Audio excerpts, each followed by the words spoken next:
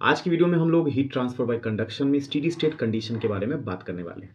क्या होता है स्टेडी स्टेट कंडीशन ये जानेंगे, और स्टेडी स्टेट कंडीशन में क्या क्या प्रॉपर्टीज मटेरियल फॉलो करता है, ऑब्जेक्ट फॉलो करता है, ये सब बातों को समझेंगे। अब इसको समझने के लिए रॉड का एक एग्जांपल कंसीडर करते हैं। जैसे कि यहाँ दिया हुआ है एक रॉड जिसका लेंथ है L and cross section area है A।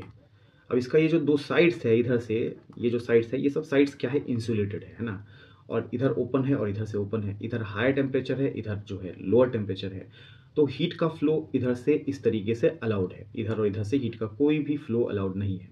तो लेंथ के अलॉन्ग हीट का क्या होगा, फ्लो हाई टेम्परेचर से लोअर टेम्परेचर की तरफ। इसी को क्या बोलते हैं, हीट ट्रांसफर बाय कंडक्शन। अब स्टेडी स्टेट कंडीशन बोलता है कि at steady state heat flow rate will be constant.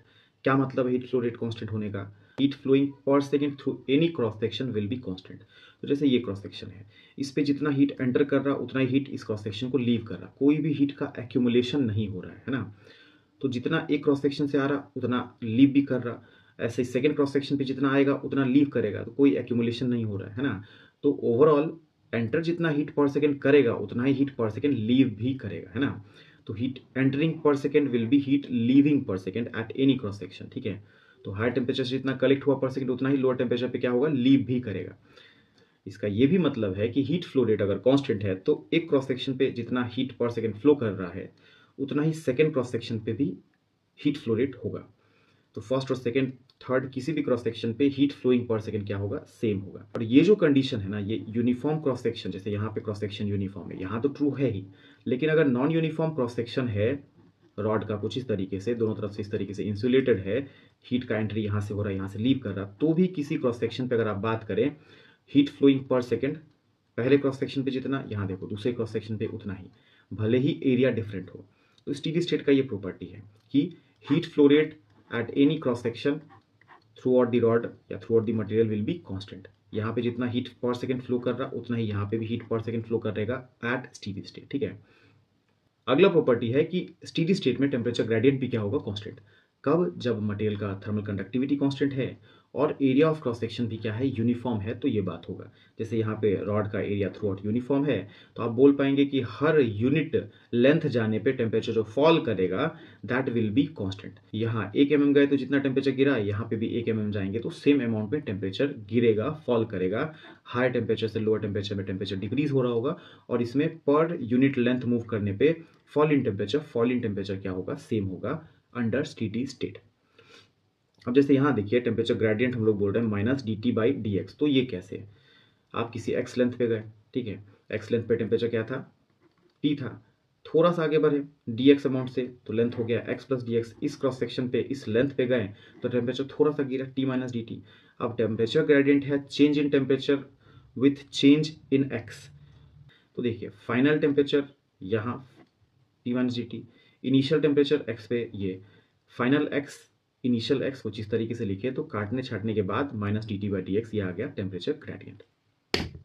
अब टेम्परेचर ग्रेडियंट अगर कांस्टेंट है तो इसका हम लोग क्या यूज़ कर सकते हैं, तो एक बात समझिए कि स्पीड अगर कांस्टेंट होता है, लेट अस से 2 मीटर पर सेकेंड, तो 1 सेकेंड में 2 मीटर जाएगा, 1 सेकेंड में, है ना।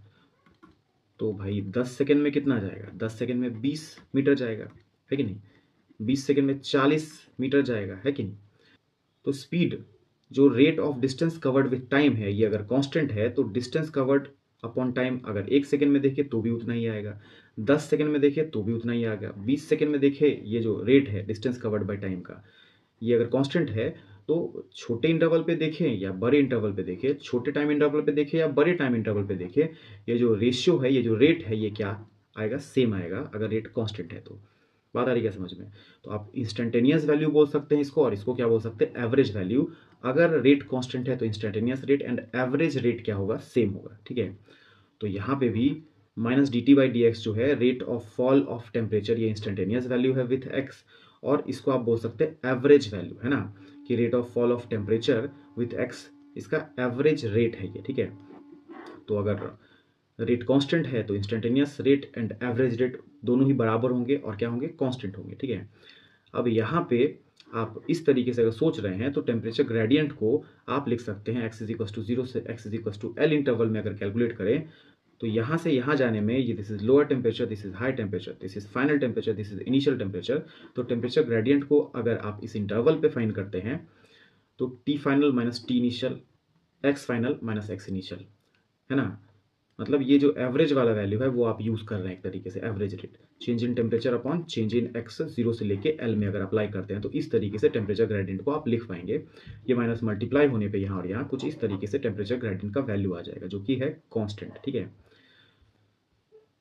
अब अगला प्रॉपर्टी देखिए कि हीट फ्लो रेट जो कि हम लोग बोलते हैं कांस्टेंट होता है स्टेडी स्टेट पे, और टेम्परेचर ग्रेडियंट जो है इसका वैल्यू हम लोग फाइंड किए स्टेडी स्टेट पे।